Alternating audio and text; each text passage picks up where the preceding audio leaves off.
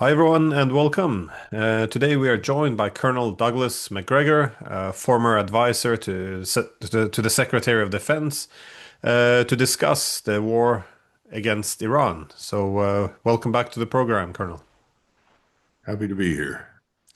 So, after this surprise attack on Iran, there was great optimism, not just in Tel Aviv, but Washington, and I would also say some European capitals. Yet now the mood has shifted. Yeah, to a great extent, and there's a bit of a gloom among those who are cheering on this war. Uh, how severe do you think this is now? Is Iran winning? Well, the war has just started. I don't think people understand that. And I would not expect it to win anytime soon or end at any time soon.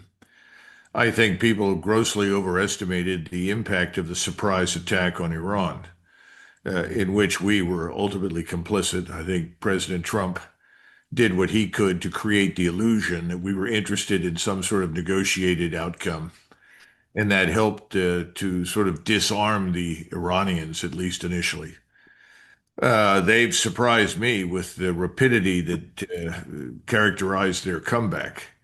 And their arsenal has now come into use. I was talking to somebody else earlier today who was tracking the numbers of ballistic missiles, medium range ballistic missiles with a 12 to 1400 kilometer range that had been used. And of course, they have over 3,000 of these, and only a fraction have been used thus far. So I think Israel is in for a long war, whether it wants it or not. And we are about to join it because I think President Trump's announcement that he was going to take the next 2 weeks to think about it is nonsense. I think the decision has been made. In fact, I have sources on the inside telling me that it's been made. What's taking time is to assemble the air and naval forces that have to launch the attacks. You remember a few months ago, we had enormous numbers of naval and air assets in the region. Ultimately, we withdrew them, and it takes time to reassemble them. Once they're assembled, we will attack. So Trump's announcement that he will still think for another 2 weeks, this is just a required preparation to get, yeah, I guess the strike group in place. I think he was told by the Secretary of Defense, look, we're not going to be able to act quickly. It's going to take us a few days to get it together. And so he said, well, that's fine, because, Donald Trump loves to play with the media. There is nobody, certainly in my lifetime, who's been better at manipulating the media than Donald Trump. And so this gives him an opportunity to do that. But in reality, the decision to attack has been made, and the forces are still assembling. Remember, a lot of ships had to be replenished. In other words, they need to be reloaded with food, water, as well as munitions and missiles. And then you had to bring in carrier battle groups to replenish and also replace forces that were already in the region. And now you have huge numbers of aircraft that are being moved into nearby installations so that they can fly. And I think we have in the neighborhood of 30 to 40 refueling assets for air refueling. So once it's all in place, they will attack. But you said this war will go on for a while, but to what extent is that possible? Because in a war of attrition, one has to be able to replenish its yeah, ammunition and everything else. But it looks as if Israel is already struggling with its interceptive missiles. The Iron Dome appear to be, well, less powerful or convincing than it had been sold to the public. Uh, Not that I'm contesting that it would be a long war, but to what extent would America be able to perform differently than Israel? I know America has greater firepower, but it's also to a large extent more exposed in the region, isn't it? Well, you're coming to an important point. You have Israel, which is on the ropes. Let's be frank. They've seen a substantial portion of their country destroyed. They're not going to admit it, but I think that Netanyahu has been pleading with Trump to get into the game quickly. You've got to come in. We're running out. We had many, many large aircraft, Globemasters, that landed within the last 24 hours to try and provide theater high altitude interceptors, missiles, as well as Patriots and others. We have troops on the ground in Israel that are helping to man the radars and the THAAD batteries. So this is a very difficult situation, and Israel has always been at the end of a short tether when it came to warfare. In 73, we had to fly in enormous amounts of equipment in order to replace the losses and help the Israelis to get back on their feet.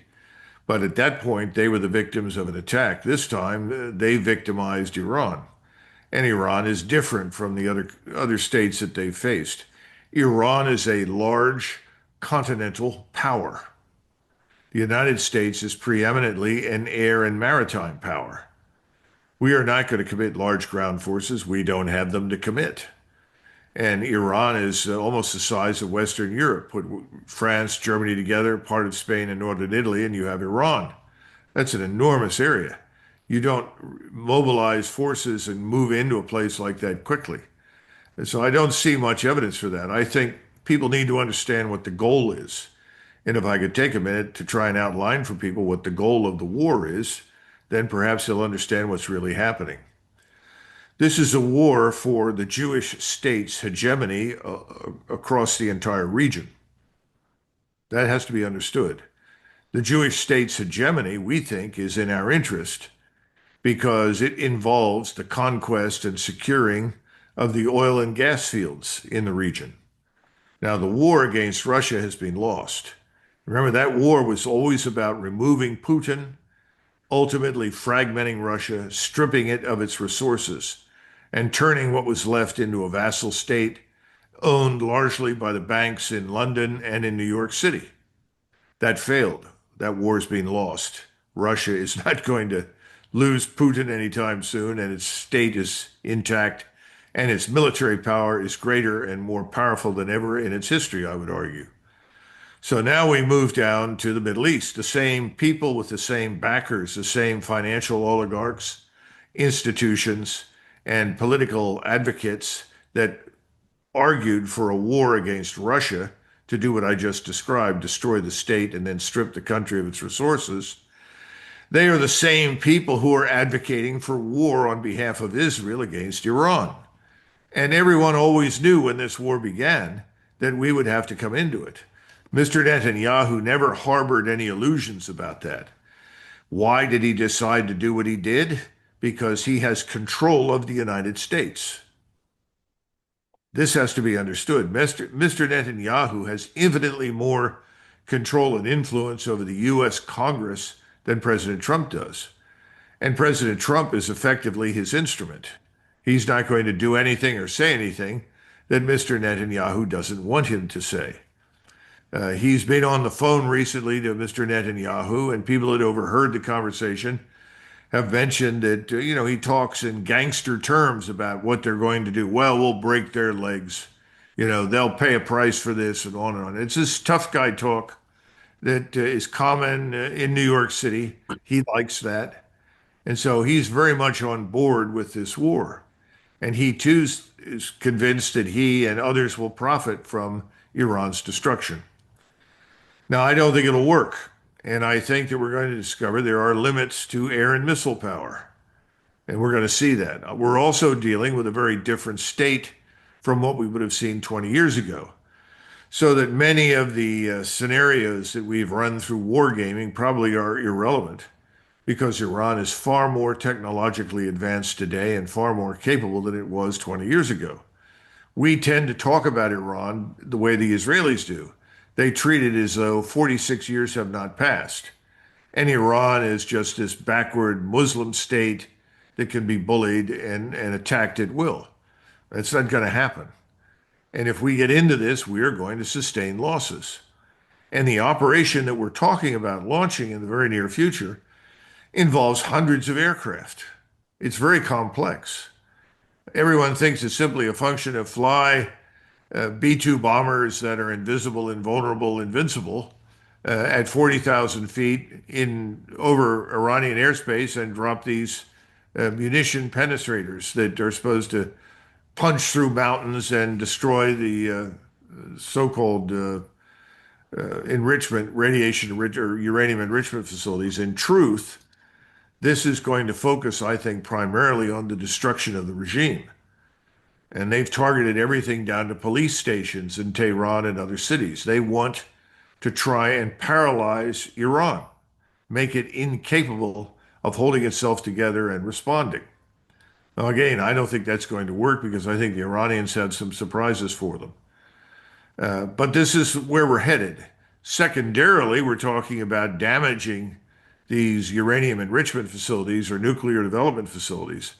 I'm not sure we believe that we can destroy them with the conventional munitions. And I've already heard talk about, MRR. This is minimal residual radiation warheads. In other words, low yield nuclear warheads designed to penetrate these places and that they might come into use. I think that would be a very bad idea because I think that would open Pandora's box in a major way. So I think there's a certain amount of reality intruding in thinking about how far you're going to get punching through mountains. But I see much more confidence in their thinking about what they can do to destroy and dominate Iran itself. Again, I think it's very dangerous. I think the whole thing is very complex, and I don't think ultimately it will work. But we will see. In the meantime, the Chinese, the Russians, and others, Pakistanis, and not just those, but other countries have poured assets into Iran to help the Iranians defend themselves. I think some of these will make a difference. So this is no cakewalk. And this is going to be very dangerous and very complex. And even on the best day, it might not work. Well, it does seem as you mentioned, the objective of decapitation, destroying the nuclear sites, and of course subordinating Iran. But you also see Israel hijacking or hacking some of the TV stations, and they had calling on Iranians to have this uprising. So yeah, for some reason you will have millions of Iranians supporting the country who's bombing them and going against their own government. Uh, are they how much have they because underestimated Iran's military capabilities? Obviously, have they also underestimated the mood in Iran? I mean, I'm sure there's many people have real grievances, if not even hatred towards a government which they don't care for. I'm not. I think it's a bit exaggerated to be honest, but you always find grievances. But the idea that they would side with the enemy against their own government is this too much wishful thinking, or how do you I guess explain the very extravagant objectives which have been set? You mean the idea that we are bombing these people while we are also telling them that they are our friends and we are their friends is a bit contradictory? Yeah, somewhat. By the way, that we're bombing you to liberate you from a government that you don't really want, and your friends in Israel are putting together another governmental structure with the former or the crown prince's son or the former son of the Shah, whatever you want to call him, who is a willing puppet of Israel, who will come in and take over and put everything right. I mean, stop and think about it all. It's all crazy. Doesn't make any sense. Now, that doesn't mean there aren't people that dislike the government. There are a lot of people in the United States that dislike the government. But I haven't seen large numbers of Israeli and American flags on the streets of Tehran or Isfahan or Tabriz or anywhere else, flying saying, "Oh, come and save us. We love you." Haven't seen that. Now, I have seen in the United States, in Los Angeles, in Chicago, may have seen it in Seattle and some other places, Mexican flags flying with large numbers of Hispanics cheering the destruction of America. That I've seen, but I haven't seen any American or Israeli flags on the streets of Iranian cities. So, to be perfectly blunt, I think it's nonsense. Now, that doesn't mean that you can't do a lot of damage to the infrastructure, cause enormous chaos and confusion, potentially even cause people to run out of water that they can drink and starve the way they are in Gaza. I suppose that's possible. But I don't think it's a viable plan.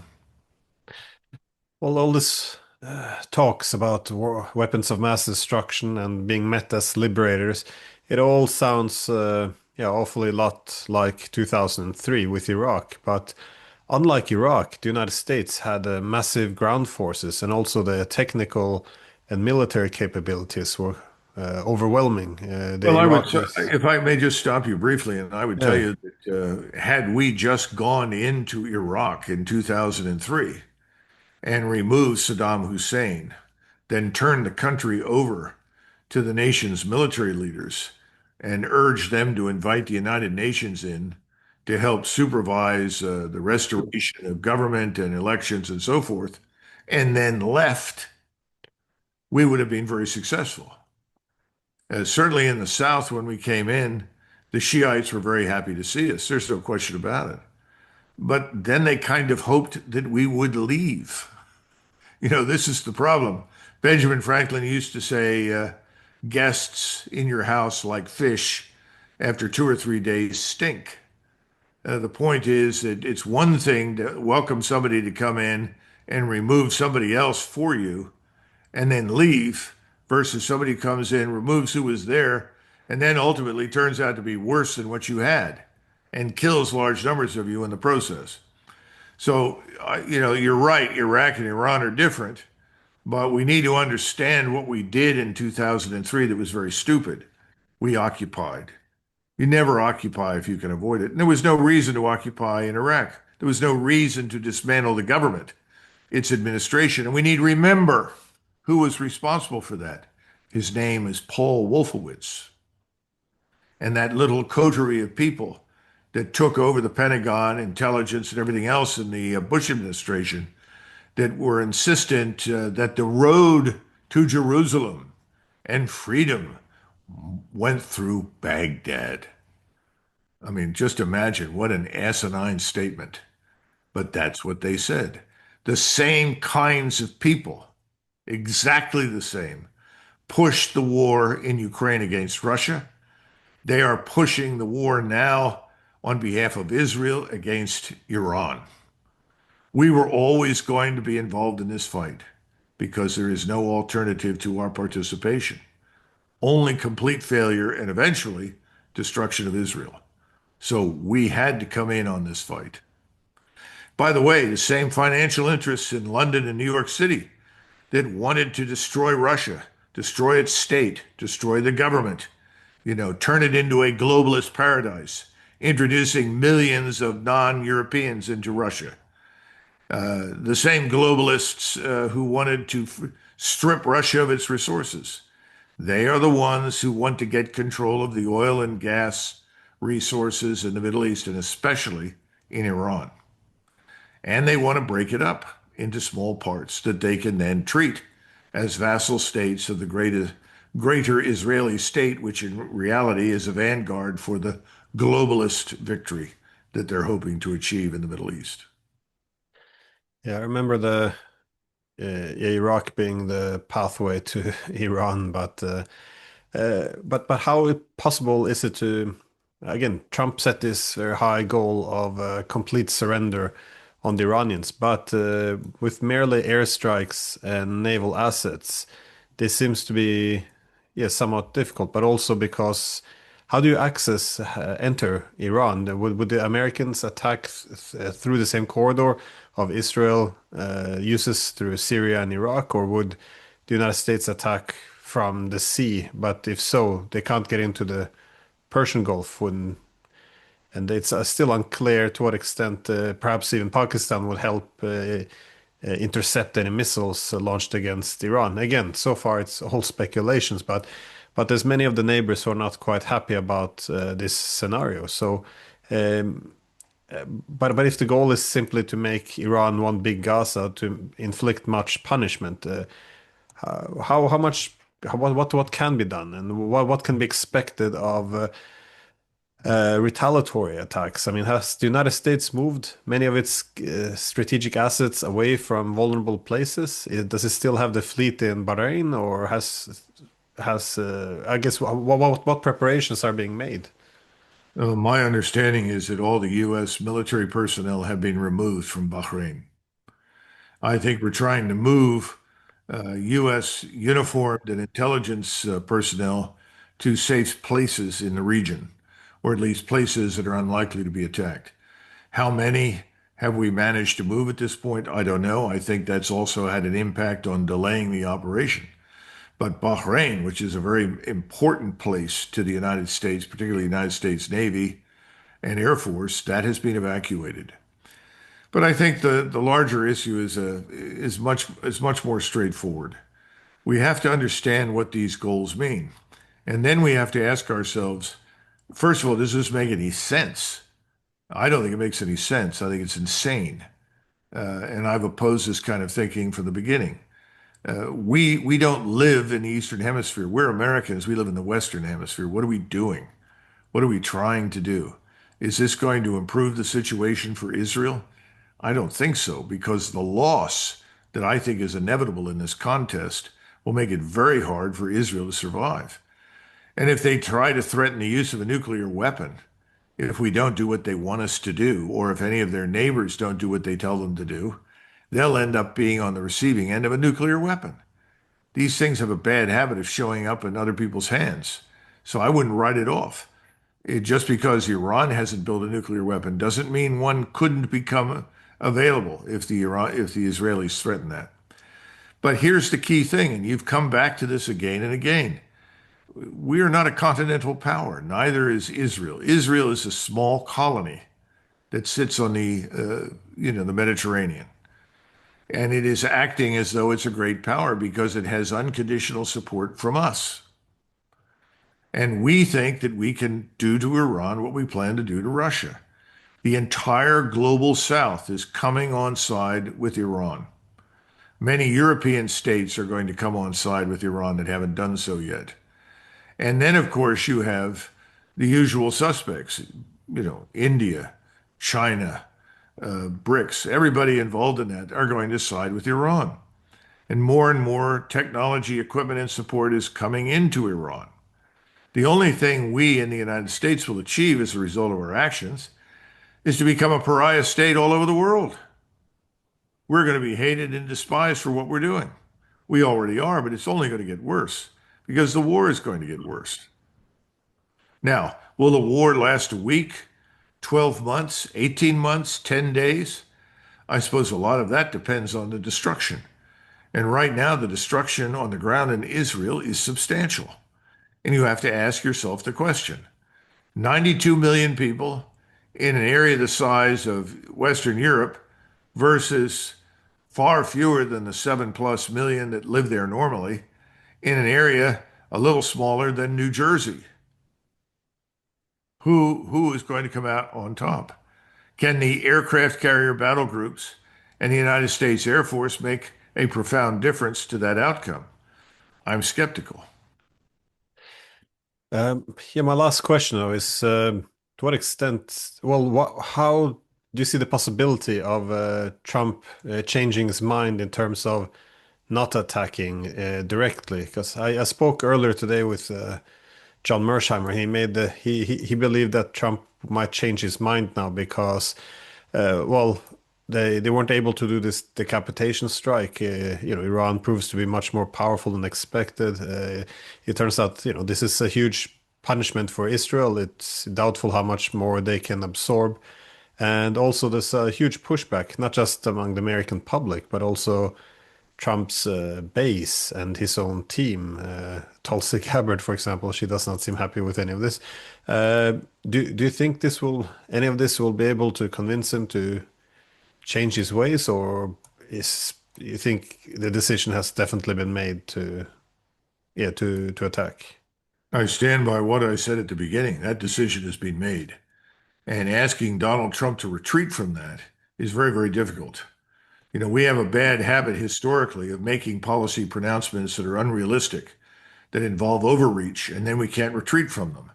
We went through that with Lyndon Johnson in 1965 and for 3 years in Vietnam until finally he left office.